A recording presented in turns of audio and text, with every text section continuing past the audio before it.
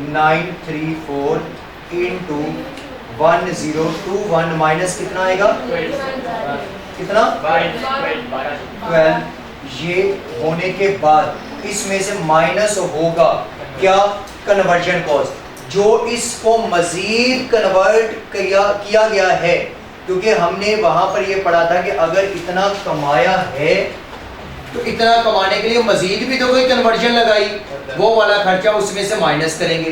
Conversion मजीद कितनी लगी, labour कितनी लगी, एफओएच कितना लगा, और उसमें से नेट कर देंगे जो बाय प्रोडक्ट ने कमा के दिए होंगे। तो यहाँ लेबर के कितने और हैं, लेबर्स के 55,000 और एक और का कितना लेता है, कितना बन गया 110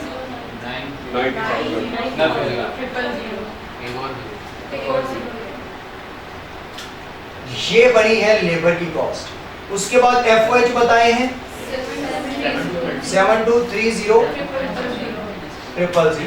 ये एफओएच बता दिए। इसके बाद आपको कोई recovery value of by product नजर आ रही है, और रिकवरी वैल्यू बाय प्रोडक्ट कैसे निकली होगी, हमें बाय प्रोडक्ट के यूनिट्स पता हैं कितने हैं 7450 इंटू ए कितने का बिकता है 175 का, कितना आया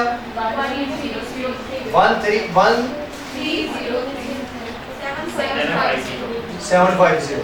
ये हमें इतने पैसे वापसी देके जा रहा है, तो इसका मतलब है कि ये हमने इसमें से क्यों माइनस किया है, क्योंकि स्क्रैप वैल्यू नहीं, क्योंकि कॉन्सेप्ट ये है कि ये कन्वर्जन जब हुई अगले प्रोसेस में जब गया तो अगले प्रोसेस में कन्वर्जन लगी, जब कन्वर्जन लगी है तो ये तब हमें मिला है, तो जाते जाते जो फायदा देके गया है तो कन्वर्जन में से उसे क्या कर दिया, माइनस कर दिया। आंसर कितना निकला है 170162550।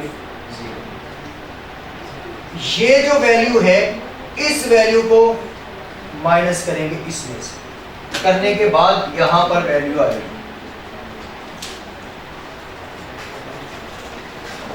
आपको इससे पहले जो लेक्चर 43 है ना, वो जरूर लीजिएगा, क्योंकि यही ऐसा एक क्वेश्चन जिसमें सिर्फ ये नहीं है, ये सारा क्वेश्चन ऐसा मैंने करवाया हुआ है रिवर्स वर्किंग, वो YouTube पे पढ़ा हुआ है लेक्चर नंबर 3 के 43 और 43 कह रहा हूँ 42 जी 11 50 96 156। अब इनको ऐड करके टोटल दे,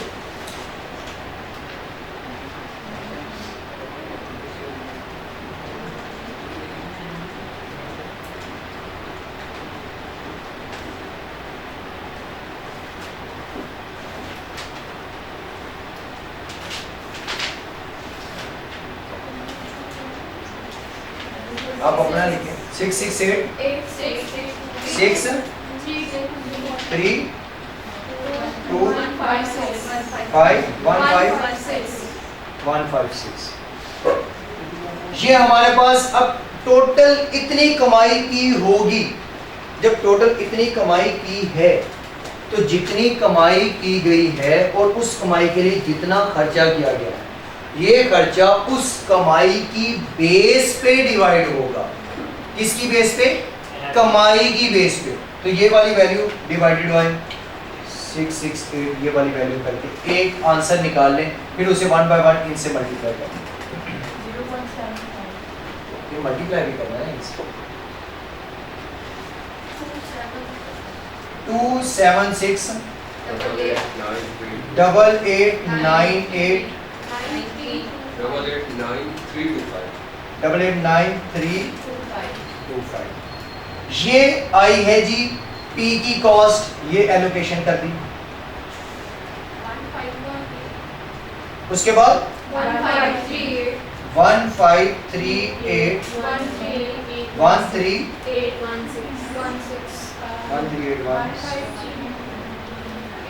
इसके बाद आप ये दोनों को ऐड करके इसमें से लेस कर दें या 153,230, ये जिसने भी निकाला है गलत निकाला। 2300 15 नेक्स्ट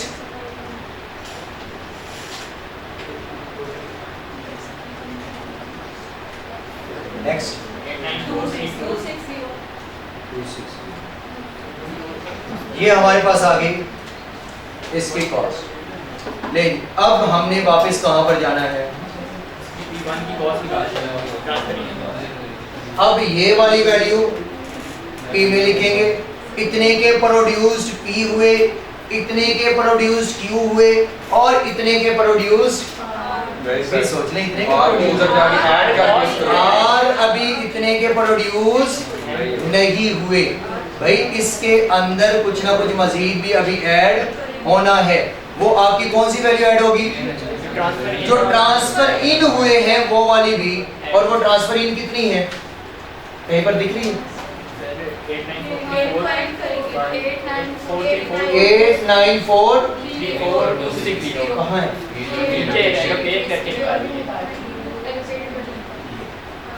क्योंकि कन्वर्जन तक तो थी, बाकी ये इसके बनने की कॉस्ट है जो कि इस प्रोसेस में लगी, यानी कि ये कॉस्ट अब इसकी यहाँ वाली कॉस्ट है जो 8943260, ये इस पे आने वाली कॉस्ट है जो अगले प्रोसेस में गई और अगले प्रोसेस में कुछ कन्वर्जन लगी। और वो कन्वर्जन कितनी थी? ये वाली 176 प्लस 170 16250। अब करें ऐड इन दोनों को। अभी तक दिमाग घुमा या नहीं?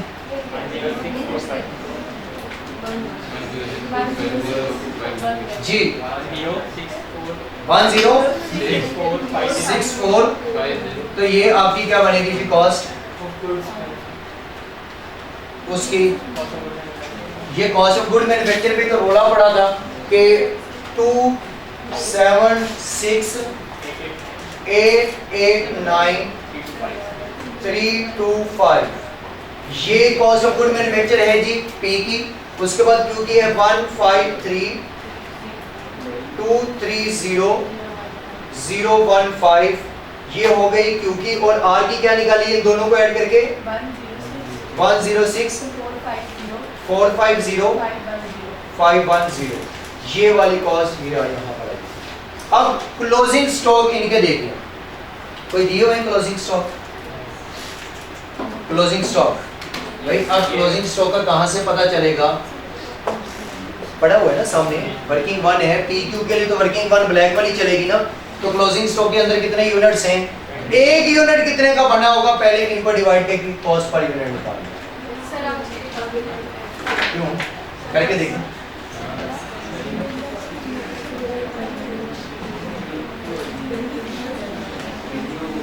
इनको डिवाइड करें 800.35 जी 800.35 ये कॉस्ट इन यूनिट्स पे डिवाइड करें। सर जी इसमें value of opening stock of R दी हुई है तो वो नहीं लेंगे? किसमें? एडिशनल इंफॉर्मेशन के पॉइंट 3 में। एडिशनल इंफॉर्मेशन में Point पॉइंट 3 में value of opening stock R की 70 58 50,000 तो जब आर में आएंगे वो तो तब देखेंगे ना। अभी तो मैं पी के ऊपर हूँ, पी का क्लोजिंग स्टॉक ओपनिंग में सर पी की बात कर रहा हूँ ना, वो तो आर में ही है। अभी पी क्यू तो क्लियर कर लें, पी क्यू तो वर्किंग वन से होंगे ना। तो पी क्यू का वर्किंग वन यहाँ तक आ गए। अब आगे कॉस्ट पर यूनिट का मसला है, इतनी कॉस्ट इतने यूनिट्स के लिए लगी है तो डिवाइड कर रहे हैं। रेट क्या आया है?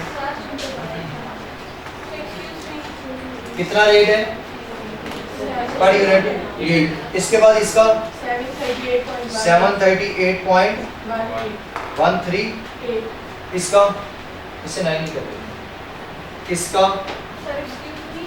जी जी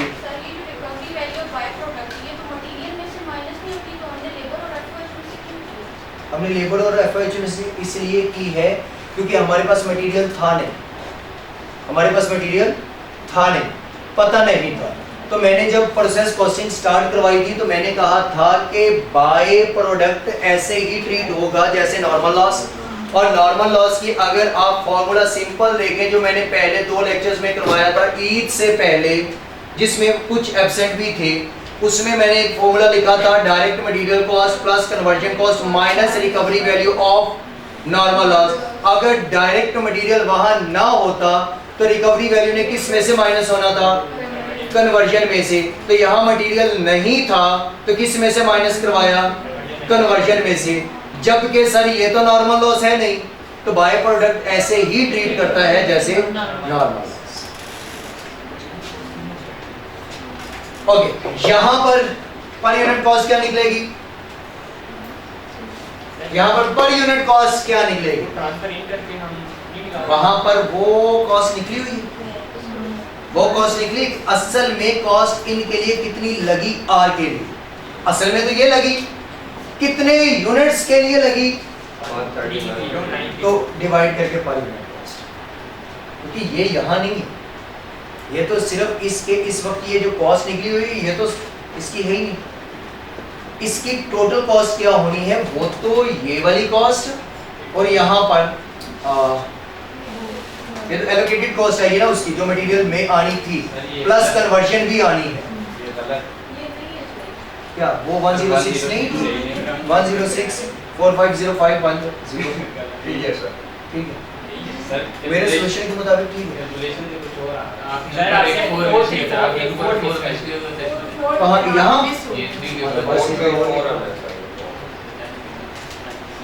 एक तो ये 4 हो गया और एक यहाँ 8 9 हो गया, बस खुश। 4 3 4 यार ऐसे भी नहीं खुश हो रहे। अब दोबारा एक बार 8 9 4 3 4 2 6 0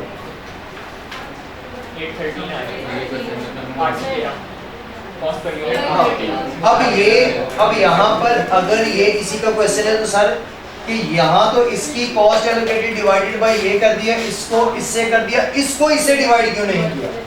इसी का कोई क्वेश्चन, क्योंकि ये कोई फर्दर प्रोसेसिंग में नहीं गए थे, ये एज इट इज बिके हैं तो इतने यूनिट्स बेचे हैं तो ये मिले हैं। ये इतने बेचे नहीं है, ये बेचे हैं 139.34 और ये जो इसकी आई है जस्ट मटेरियल की कॉस्ट आई है प्लस कन्वर्जन भी आएगी, दोनों को ऐड करके ये बनेगा। तो ये कॉस्ट डिवाइडेड बाय इतने यूनिट की, तो हमारे पास तीसरे की जो कॉस्ट पर यूनिट आएगी वो कितनी निकली है?